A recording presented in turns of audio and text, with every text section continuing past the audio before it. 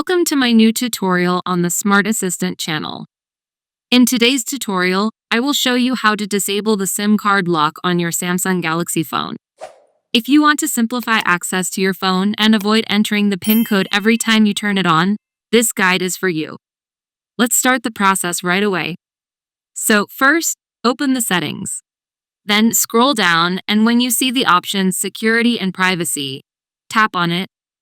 After that, scroll down again and select the option More Security Settings. Here you will see many options. Look for the SIM card security option and tap on it.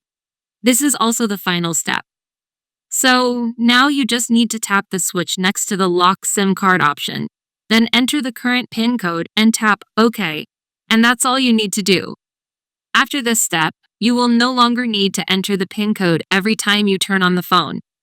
I hope you have successfully disabled the SIM card lock and that you found this video useful. If you did, don't forget to leave a like and consider subscribing to my channel. Stay well and thank you for watching. See you in the next video.